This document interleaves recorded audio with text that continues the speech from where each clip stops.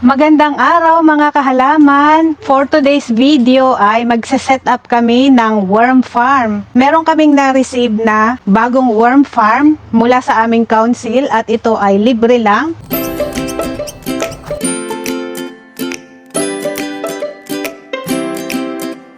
I-set up muna namin itong bahay ng aming worms. So tanggalin natin itong cardboard. Itong cardboard ay magagamit pa. So, ito yung kanyang lid. At ito yung kanyang stand, yung legs. At ito naman yung kanyang bedding block. So, ito kailangan i-soak ito sa tubig. Ito ay coco peat. Tanggalin ko lang itong kay. Yeah, we will soak this one in water. And it will expand. The bedding block will expand when you soak it in water. Habang ina-assemble namin yung bahay, ay isusok na namin ito. Open it. And let it soak. I think that's enough. Touchy! Ta-da! So, meron itong manual. Look! Mama! Mama! Look! It's not like that. Where's the other part? Ito yung kanyang working tray. Working tray. A working tray is for the ones to work. Ito yung kanyang base. Ito yung another working tray. So, two-story. Two-story ang bahay ng aming worm. So, this one will gonna attach the legs here. What? Yeah. I'll choose this one. Is that the correct one? No! Bakit parang naiba ito? I Ayan can do na. You could do it. Oh, Yeah, that right? that one. There's another missing leg. That one. Leg. It should be fine. Where's the other leg? Leg. Yeah. Turn it around.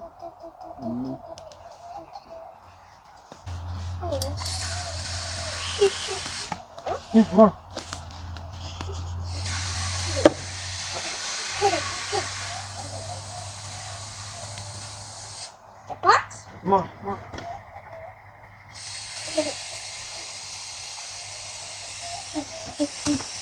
May factory defect itong na-receive namin. Kulang siya ng legs. Dapat 5. 4 lang yung dumating.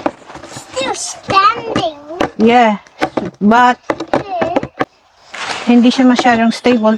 Hey, Mommy, there's a hole. Lagyan na lang ng Oh, support. Mommy. Yeah. So, next thing is, ilalagay namin itong top. Ito yung lalabasan ng worm tea na tinatawag. Ito yung magiging liquid fertilizer.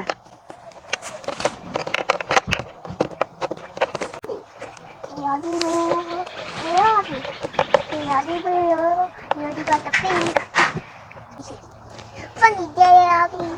So, ayan, naikabit na yung kanyang top. Ngayon, ilalagay namin yung isang working tray. So, ikakat ko lang itong cardboard box kasi itong round yung kanyang magiging base.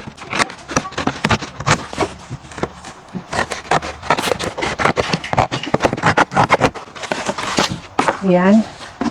So, ito yung kanyang magiging base.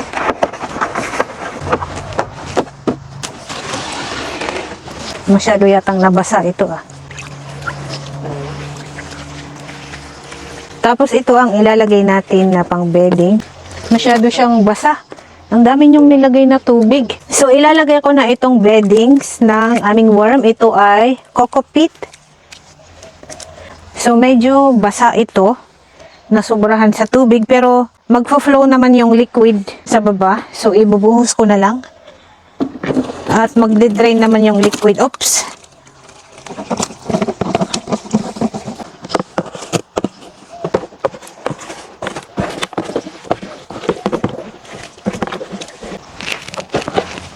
Sige, open mo. Ayan. So, dito lalabas later yung worm tea. Worm tea? Dito yung excess water. Medyo na-drain na yung tubig. We're gonna put on the worm now. Worm? Worm! Worm! Nailagay na namin itong worm beddings. Ilalagay na namin yung worm. So, itong worm ay nakuha ko from a swap.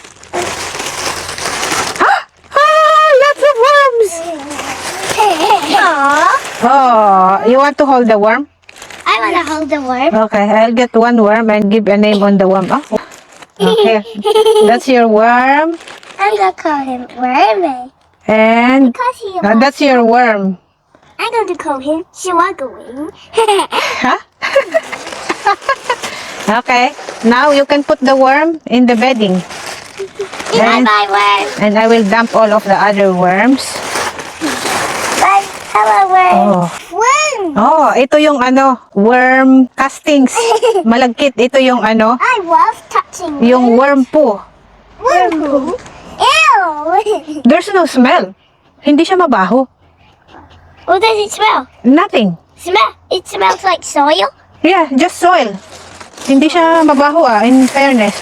Because worms ate soil. These are, oh, there's a lot! This 100 worms. Slimy.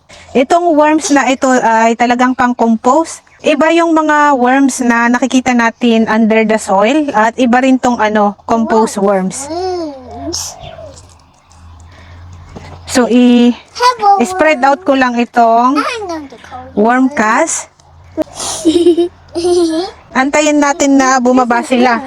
Meron pang mga naiwan na worm dito sa plastic.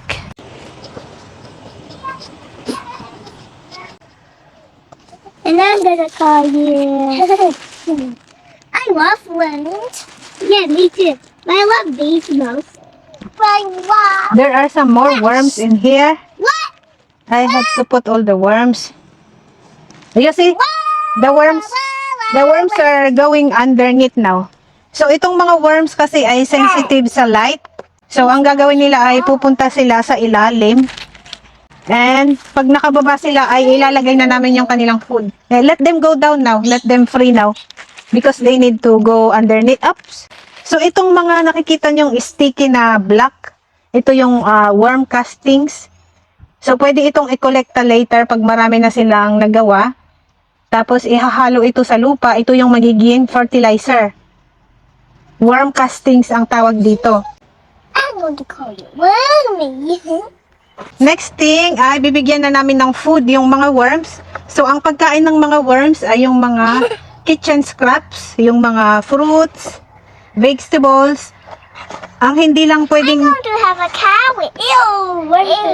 ang hindi lang pwedeng ibigay ay yung mga citrus and onion peels dahil masyadong acidic for them. So, as much as possible ay i-chop ng maliliit para mas ma-digest ng mga worms. So, konti lang muna ang ilalagay namin dahil mag-i-establish pa sila at hindi pa ganun kadami yung kanilang kakainin. I-check na lang namin ito a few days at kapag naubos na, ay saka ulit namin tatap-apan ng bagong food. And, we need to give them a toppings. Toppings. The world's favorite topping Yeah. is dry. Tapos ang lalagyan namin sa ibabaw ng mga dried leaves, ito ay kinolekta ng aking anak kanina. Ito yung kanyang magiging toppings.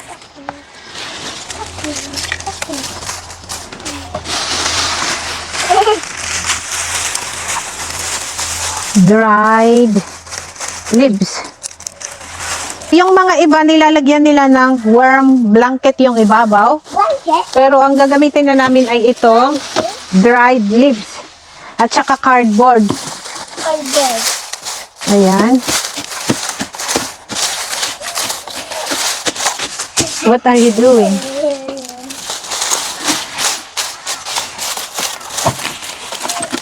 Ayan. And then, yung cardboard, ito rin ang gagamitin namin na blanket. Blanket. Itong pangalawang working tray ay hindi pa magagamit ngayon. Next time na kapag napuno itong pang first tray. So, itatabi ko muna. At ngayon ay ilalagay ko na yung kanyang lid. Tatakpan na namin. Bye-bye, worms. Bye-bye, worms. Tapos ito ay ilalagay namin sa shady na spot. So, hopefully hindi ito mag-tip over. Kulang yung kanyang paa. We will off this one first. I-try ko nga. Okay, we will bring this one to the worm house. Worm house? Mabigat din Oh my God. So heavy.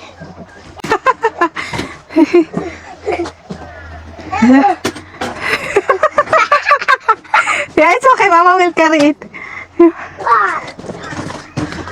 Wait, mabigat. Tapos tumutulo pa yung ano. Okay.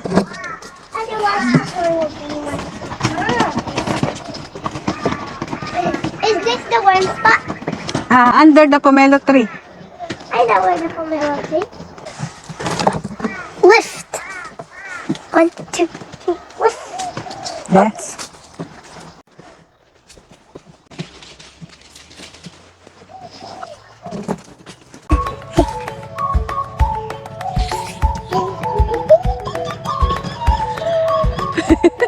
Don't put that in your mouth. You just hold the worm. You just hold the worm and then you put that in your mouth.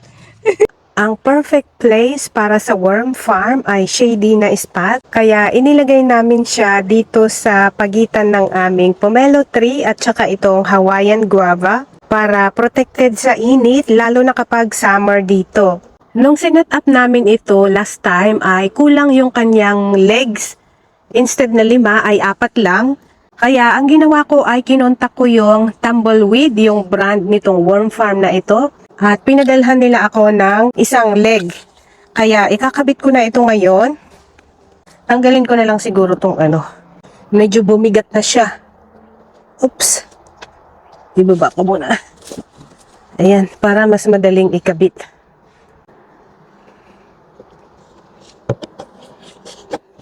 Ayan. And ibalik ulit natin. Oops. Ayan, so finally ay nakompleto na yung paa nitong aking worm farm. At i-drain ko lang yung excess water nitong worm farm. Ayan.